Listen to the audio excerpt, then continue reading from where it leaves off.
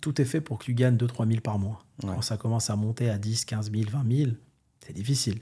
Donc, si tu veux, moi, je pense qu'aujourd'hui, les avantages que tu as dans les pays européens, bien sûr, c'est le financement. Tu peux te lever de financement un peu facilement. Et encore, je ne sais pas aujourd'hui, est-ce que c'est encore plus facile qu'avant ou pas? Je ne pense pas.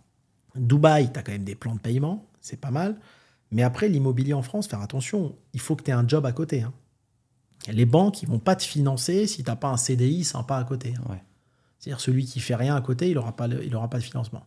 La banque, elle va dire, OK, il faut que tu touches à les 3 000, 2 500, tu as un CDI sympa, que tu n'aies pas de charge. Tu vis par exemple chez tes parents, quand tu démarres quoi, dans l'immobilier. Et là, la banque, elle dit, OK, lui, il n'a pas de charge, il peut commencer avec un petit projet immobilier et de fil en aiguille, t'évolues, tu vois. D'accord. C'est comme ça que ça démarre. Hein. D'accord.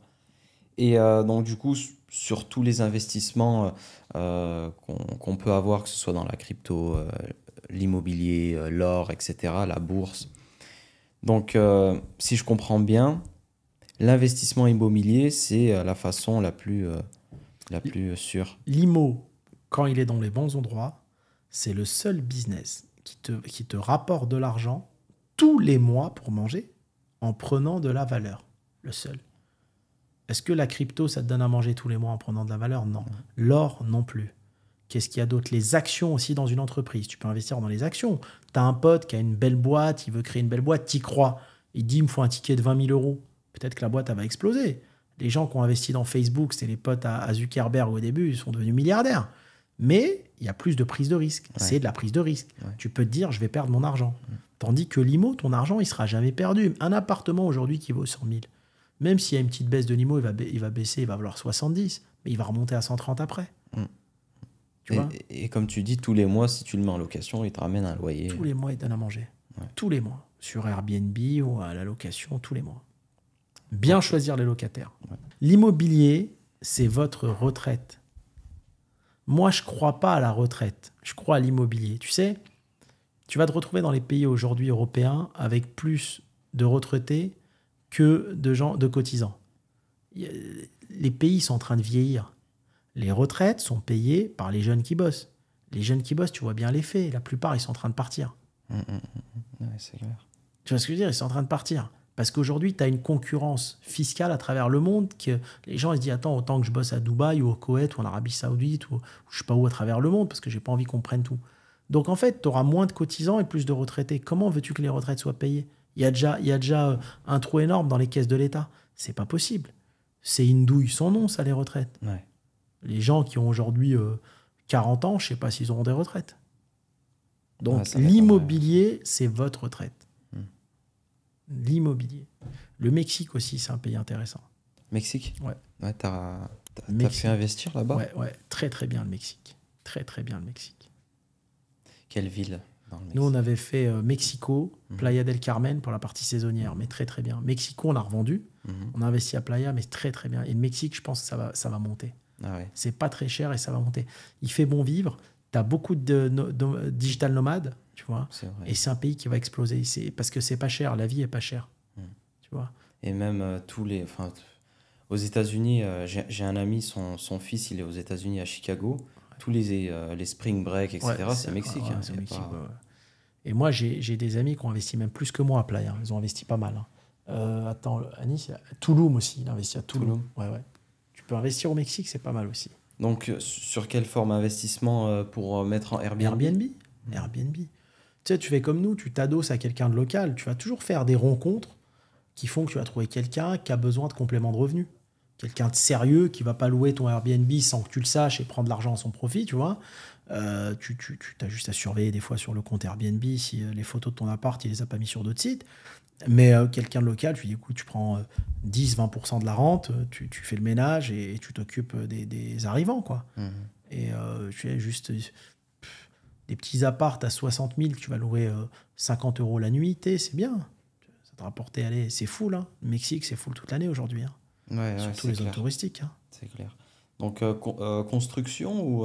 Non, prends-le sur plan. Sur plan. Dans ces pays-là, t'embêtes même pas à construire. Ah ouais? C'est compliqué. C'est compliqué. Sur plan directement, déjà prêt. Ok. T'as investi des petits tickets, des vieux appartes. La partie La partie Grèce, c'est pareil, c'est des C'était appartements, des appartements anciens. des appartements Ouais, anciens.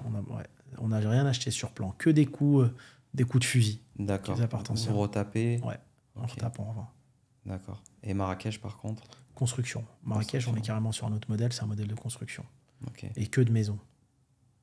T'as un autre business qui est bien aussi à Marrakech, mais il faut avoir un peu plus d'argent, c'est les petits hôtels. Mais pas les hôtels de périphérie avec les piscines et tout, des petits hôtels de ville. Tu vois, vers Riyad? Guéliz, Hivernage, même pas Riyad, des vrais hôtels. Ah ouais. Des petits hôtels 20 chambres. 20 chambres, c'est des très bons actifs. Tu fais un peu un truc Jones pour attirer une clientèle sympa. Tu vois, des petits un peu, je sais pas si les gens connaissent, mais des mini Mama Shelter. Tu vois, les hôtels Mama Ouais. Shelter, ça en petit, avec un petit resto sympa en bas, une petite salle de jeu. Et tu vas pouvoir la nuit la vendre 70-80 euros. T'es full à 70% toute l'année. Tu vas faire 1 500 par jour. Tu as 2 personnes à payer. C'est bien. Des hôtels de centre-ville, c'est bien. À la rigueur, tu peux mettre une piscine sur le rooftop. Mais il faut pas trop de chambres. Il faut pas des 60-70 chambres. Ceux-là, ils ont des difficultés. Ouais. Il faut un truc un peu funny. 20 chambres, ça suffit. D'accord. Un peu sympa. D'accord. Ça marche. Et Dubaï, du coup, il nous manque. Dubaï. Dubaï, moi j'ai acheté ici, avant tout le monde, j'ai acheté il y a très longtemps à Dubaï. Mhm. Les appartements que j'ai achetés à l'époque sont devenus vieillissants à Dubaï Marina. Ok. D'accord ? Comme il y a toujours de la nouveauté, il faut aller acheter dans de la nouveauté. Parce que l'ancien, ça a pris de la valeur, mais ça ne se vend pas comme les nouveaux. Parce Oui. que les parties communes sont moins haut de gamme, etc. Et Dubaï, je pense qu'il faut faire attention aux charges de l'immeuble. Parce que tu as des immeubles avec les charges de propriété qui sont élevées. Mhm. Alors, c'est mon point de vue. Il y a 2 politiques à Dubaï. Il y a des gens qui vont dire qu'il faut acheter du haut de gamme. C'est ce qui perd le moins. Par exemple, ils vont acheter des appartements chez Ellington.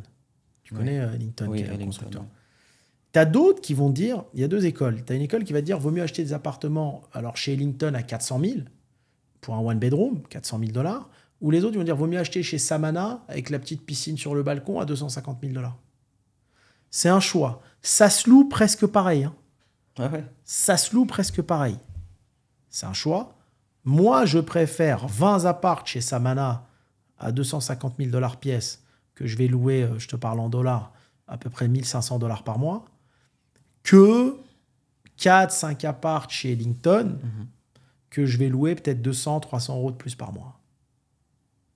C'est le point de vue de chacun. Ouais, c'est le point de Après, vue. tu vois, j'ai un autre pote qui a acheté, lui, à City Walk. Mhm. Pas loin là, à City Walk. Sur vraiment la belle avenue, au bon endroit. Il est au 4e étage, des immeubles pas très hauts. Je crois qu'il a acheté 1 million 100 l'appart. 1 million 100 l'appart. Il me dit, je peux le louer 5-6 000 par mois. OK ? Donc, tu as un rendement qui n'est pas énorme. Tu as un rendement à 5%. C'est limite les rendements européens. Par contre, il me dit, c'est du haut standing.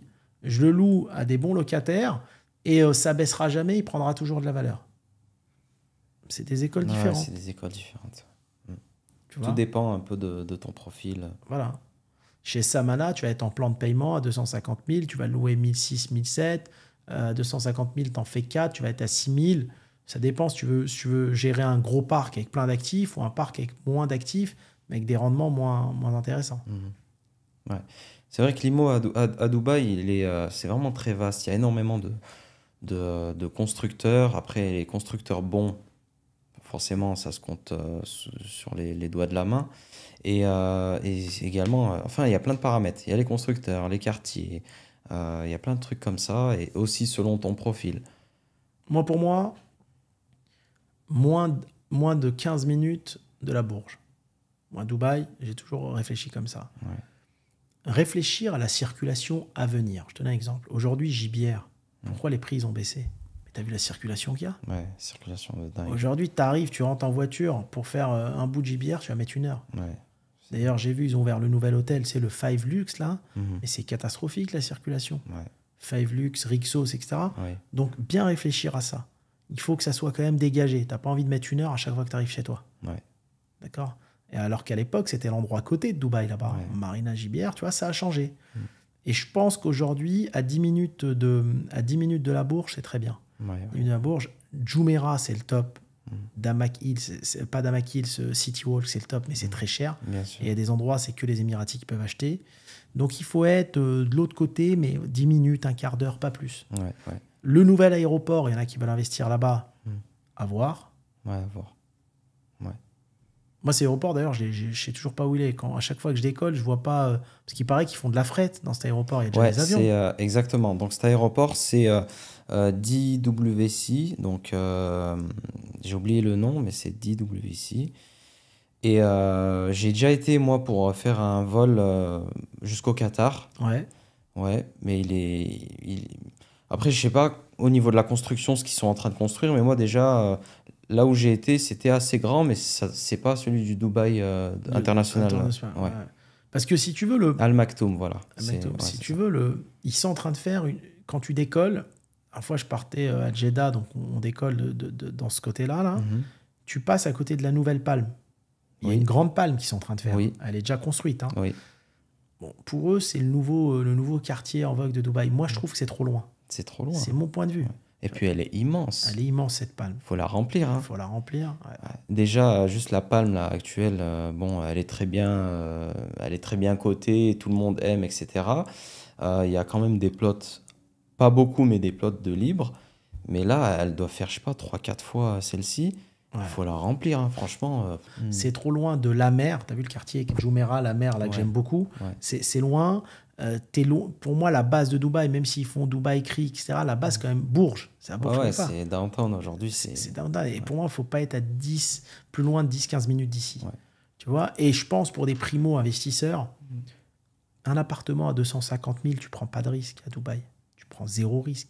Mais un appartement haut de gamme, Ellington, à 400 000, c'est quand même 450 000 d'investi. C'est de l'argent, même si tu as des plans de paiement dans les deux cas de figure, c'est de l'argent.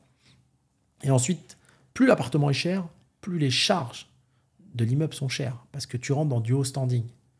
Donc moi, j'ai un pote qui travaille chez Ellington, il me dit, ouais, on est à 500, 600 euros par mois de charge. Mais je dis, c'est le prix d'un loyer.